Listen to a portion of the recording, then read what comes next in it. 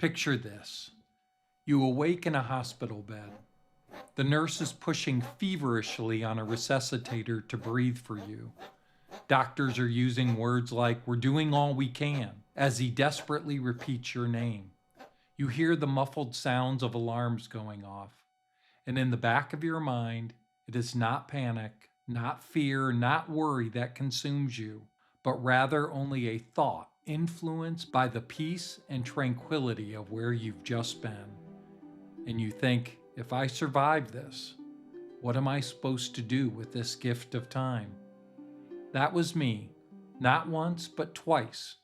Stage 4 cancer 30 years ago, then a massive cardiac arrest in 2017. And today, I'm sitting here blessed to be talking to 100,000 of you in only 7 months of YouTube work, and a new book coming out in less than a month, Emergence. Most people think that surviving a near-death experience gives you a sense of gratitude, and I'm sure that is a common experience and it makes logical sense. However, for me, it was something else entirely. That moment gave me something far more disorienting: obligation. And after 7 months, that obligation has been pointing directly at you. Even though I've reached this milestone, I want to acknowledge something. Now I know what you're thinking.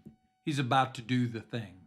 You know, the confetti, the "I can't believe it" face, the Amazon unboxing of the play button.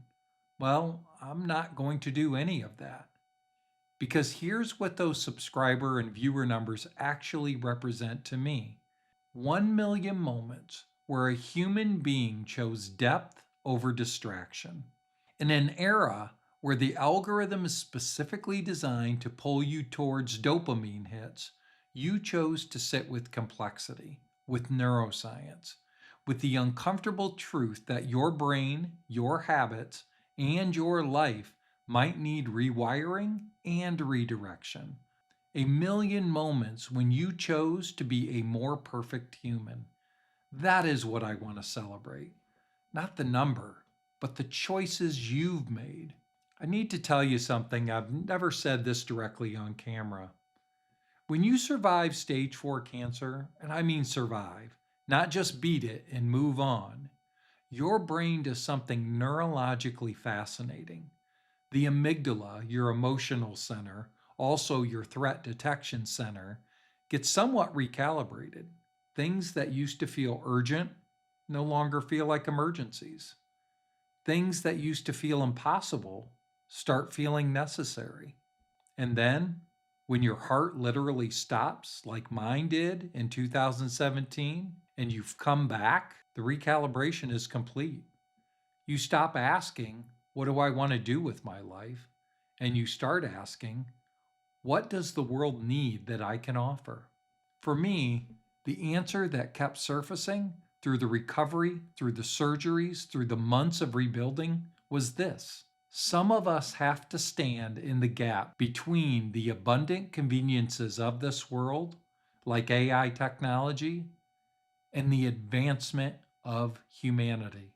Here's the uncomfortable truth we need to sit with together. We are living through the most significant cognitive disruption in human history. AI is not coming for your job. AI has already arrived, and it's confusing your sense of identity.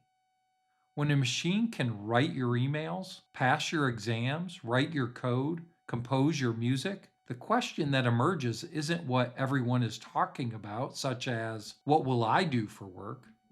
The question is, what does it mean to be human? And if we don't answer that question intentionally, the algorithm will answer it for us.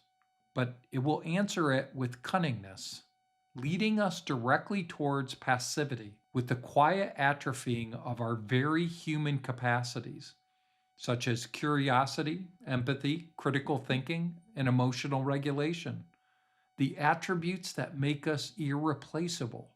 My most viewed video in this 100,000 subscriber and 1 million views has been, "AI will replace everything except this one thing." And what I didn't say loudly enough in that video is this: that one thing, our humanity, requires practice. It requires attention.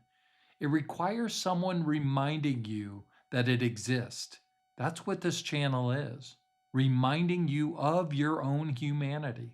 So here's what I want to tell the 100,000 of you on the other side of a million moments of attention. This is not a self-help channel. Self-help implies the problem is you. This is a species-level conversation. Every video I publish is built on one premise: that the humans who will thrive in the age of AI are not the ones who learn to use AI tools the fastest or best, which is the prevailing wisdom, but it is the ones who will remain irreductibly human, who cultivate the cognitive, emotional, and moral capacities that no language model can simulate. Empathy rooted in lived suffering, choosing to see loss as a pathway towards compassion. Wisdom earned through failure, choosing to see mistakes as obstacles on a journey towards self-improvement. Ethics chosen under pressure, choosing the hard right over the easy wrong. Please don't mistake the purpose of this video. I didn't survive stage 4 cancer and a cardiac arrest incident to make motivational content. There are many more gifted creators on YouTube in that space. I survived, or maybe more accurately, was blessed by a higher power to continue this journey, to help inspire the kind of humans that we will desperately need in the next 50 years. And apparently 100,000 of you are interested in that thought experiment as well. So thank you, but not in a performative way. Thank you for every comment that said, I needed this today. Thank you for sharing these videos with people you thought might be struggling. Thank you for watching past the first 30 seconds when the topic felt uncomfortable and there are a million funny cat videos to watch. Thank you for choosing in a world full of noise to sit with something that asks something of you. You see, at the end of this, we are not hollow men, as T.S. Eliot suggested. You are collaborators in a project that I believe that matters more than almost anything else we could be doing right now. And I want you to know, every milestone, every view, every subscriber, henceforth, doesn't make me feel renowned or important. It makes me feel responsible. And I take responsibility seriously. So what comes next? Well, the next phase of this channel goes even deeper.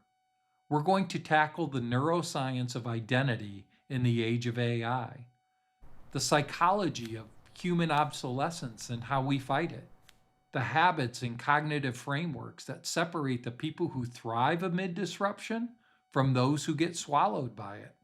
If that sounds like something you want to be part of, you're already here. Subscribe if you haven't. Share this with somebody who you think is sleepwalking through an AI transition. And leave a comment with just one word. What quality do you believe makes humans irreplaceable? I promise I will be reading every single one.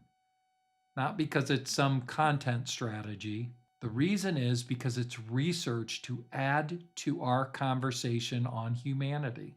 And that is the most important thing we can offer this next generation.